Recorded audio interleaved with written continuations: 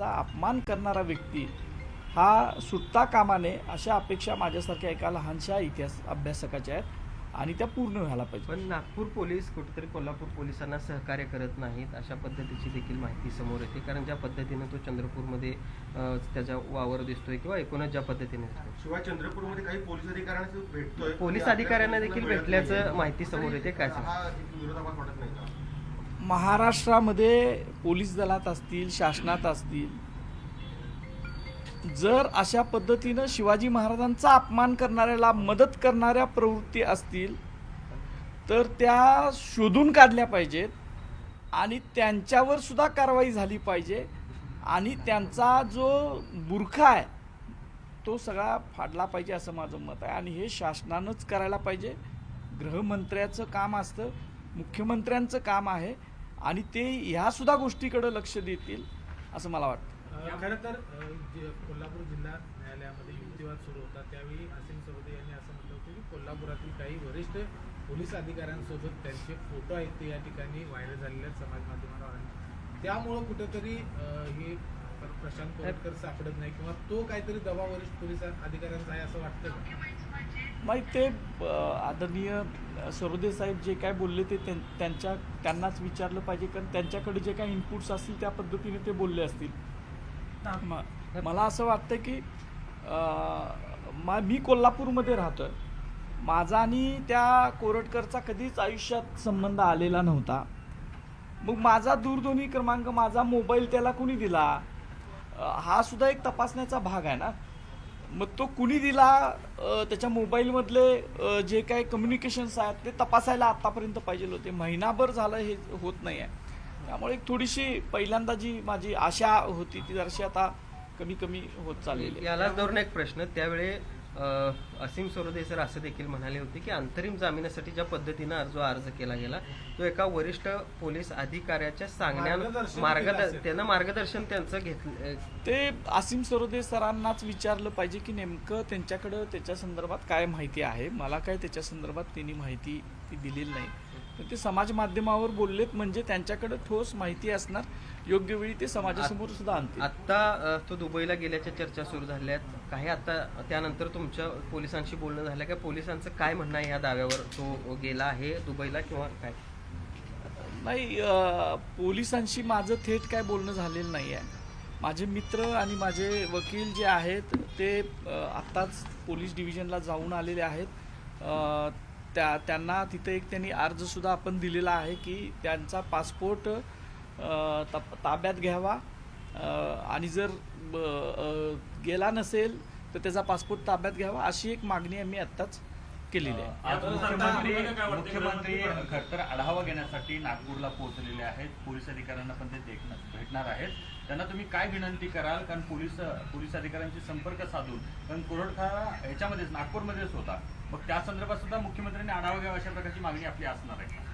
नाही, खरं तर मुख्यमंत्री गृहमंत्री सुद्धा आहेत आणि त्यांनी या संदर्भात हा विषय अत्यंत चिल्लर आहे वगैरे असं न समजता गांभीर्यानं घेण्याची गरज आहे. कारण हा विषय फक्त एका इंद्रजित सांताला धमकी दिली, शिवेगाळ केली असा नाही आहे. तर शिवाजी महाराजांच्या भावना एखाद्या व्यक्तीच्या महाराष्ट्रात राहणाऱ्या, त्यासुद्धा त्यांच्या स्वतःच्या नागपूरमध्ये राहणाऱ्यांच्या काय आहेत हे बघितलं पाहिजे. सगळ्या महाराष्ट्रातल्या शिवप्रेमींची मनं व्यथित झालेली आहेत आणि ते वारंवार त्यांनी आंदोलनं करून दाखवलेले आहेत आणि याची दखल एक संवेदनशील मुख्यमंत्री गृहमंत्री म्हणून त्यांनी घ्यावी एवढी अपेक्षा. त्यासाठी काय पत्र वगैरे तुम्ही मुख्यमंत्र्यांना काय आपल्या वतीनं करणार आहात? आता समाज माध्यमातून पोलिसांकडे जर मिळत नसेल कोरटकर तर मग शासनाकडे पर्याय नाही.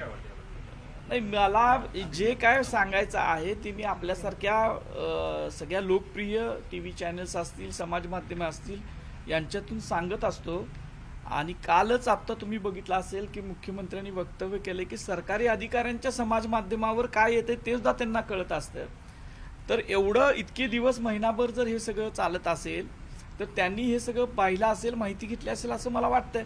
आणि त्यामुळे याच्यातूनच, या माध्यमातूनच मी त्यांना आव्हान करतो की तुम्ही याच्यावर लक्ष घालावं आणि तातडीनं अशा कुप्रवृत्ती ज्या आहेत, जे विष ओकणाऱ्या प्रवृत्ती आहेत, समाजामध्ये तेढ निर्माण करणाऱ्या प्रवृत्ती आहेत, यांच्यावर कारवाई करावी. खोक्यासारखा व्यक्ती असेल किंवा गोरेंच्या खंडणीसाठी मागणी केली ती व्यक्ती असेल किंवा बाकीचे जे आरोपी आहेत त्यांना पकडण्यामध्ये यश येत आहे, पण प्रशांत कोरटकर सारखा माणूस पोलिसांना सापडत नाही आहे, त्याच्याबद्दल तुमच्या मनामध्ये खंत आहे का, शल्य आहे? मला मी सांगतो की मला एक शंका आहे की कुठली तरी यंत्रणा आहे की जी या व्यक्तीला वाचवण्याचा प्रयत्न करत आहे. आता ती यंत्रणा कुठली आहे हा माझ्यासारखा सामान्य माणूस सांगू शकत नाही, पण एक शंका माझ्या मनात आहे की कुठली तरी यंत्रणा आहे की जी प्रशांत कोरटकरला वाचवण्याचा प्रयत्न करते आणि म्हणून त्याला अजूनपर्यंत अटक होत नाही. नागपूर दंगलीचा आधार घेऊन कोरटकर पसार झाला अशी चर्चा सुरू आहे, काय वाटतं? आता तो कसा पसार झाला, कधी पसार झाला का नाही, या सगळा तपास पोलिसांनी करायला पाहिजे असं मला वाटतं.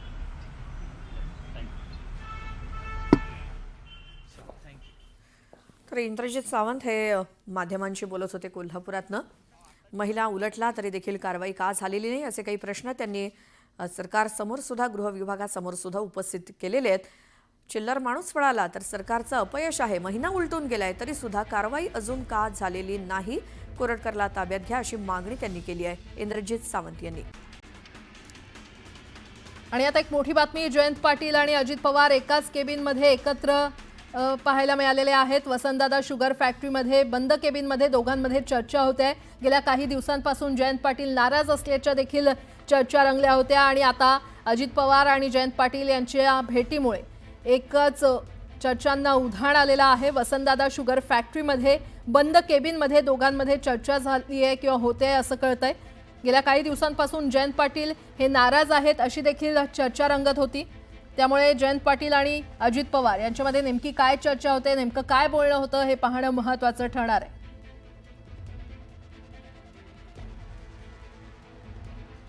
ही काही दृश्य देखील आपण पाहतोय. जयंत पाटील आणि अजित पवार यांच्या मध्ये बंद केबिनमध्ये खरं तर दोघांमध्ये चर्चा होते. त्यामुळे जयंत पाटील हे अजित पवार यांच्यासह पुढे जाणार का हे पाहणं महत्त्वाचं ठरणार आहे, कारण गेल्या काही दिवसांपासून जयंत पाटील हे नाराज असल्याच्या चर्चा रंगल्या होत्या आणि आज त्यांची ही भेट, दोघांमधली ही चर्चा, त्यामुळे नेमकी पुढे जयंत पाटील यांची भूमिका काय असणार हे पाहणं महत्त्वाचं ठरणार आहे. आणि या संदर्भात अधिक माहिती देत आहेत आमचे प्रतिनिधी वैभव सोनावणे आपल्यासोबत जोडले गेलेले आहेत. वैभव, वसंतदादा शुगर इन्स्टिट्यूटमध्ये आज साखर उद्योगाच्या संदर्भाने एक बैठक आहे, ज्याच्यासाठी सकाळी अजित पवार आलेले होते. त्याच्यानंतर जयंत पाटील आले. अगदी काही मिनिटांपूर्वी आता दिलीप वळसे पाटील पोहोचलेत आणि 10 वाजता शरद पवारही इथे येतील अशी माहिती मिळते. दरम्यान जयंत पाटील हे अजित पवार यांच्या नंतर आल्यानंतर दुसऱ्या केबिनमध्ये बसलेले होते. ते आल्याची माहिती मिळाल्यानंतर अजित पवारांनी त्यांच्या ओएसडींच्या करवी जयंत पाटलांना त्यांच्या केबिनमध्ये बोलवून घेतलं आणि त्यानंतर दरवाजा बंद करून साधारण एक 5 ते 10 मिनिटं दोघं गप्पा मारत बसलेले होते. त्यानंतर कार्यकर्त्यांची गर्दी वाढल्यावरती आता अजित पवारांनी कार्यकर्त्यांना आतमध्ये घ्यायला सुरुवात केली आहे. आता ही बैठक जी आहे ती साखर उद्योगाच्या बाबतीनं चर्चा आहे किंवा काय याबाबत तर्कवितर्क लढवले जातात, मात्र लगेच काही निष्कर्षापर्यंत पोहोचणं हे अयोग्य ठरेल. याचं कारण औचित्यच आहे ते वसंतदादा शुगर इन्स्टिट्यूटच्या साखर उद्योगाच्या संदर्भातल्या बैठकीचं होतं आणि सगळेच इथे येणार होते. म्हणजे ही काही ठरवून किंवा लपून छपून झालेली भेट नाही. जयंत पाटील संचालक असल्यामुळे वसंतदादा शुगर इन्स्टिट्यूटवरती ते सुद्धा बैठकीला आलेलेच होते आणि ते आल्यानंतर ते बाजूच्या केबिनमध्ये बसले याची माहिती मिळाल्यावरती अजित पवारांनी ते जयंत पाटलांच्या स्ट्रेचरला बाजूला बसणं योग्य नाही म्हणून कदाचित आतमध्ये बोलवलेलंही असू शकतं. ते दोघेही आतमध्ये बसून त्यांची साधारण एक 10 मिनिटं चर्चा झाली. आता बाकीचे सगळे नेते मंडळी येत असल्यामुळे त्यांची चर्चा बाकीचे नेते मंडळी सुद्धा अजित पवार यांच्या वैभव अपडेट घेत राहू. तुर्तास धन्यवाद.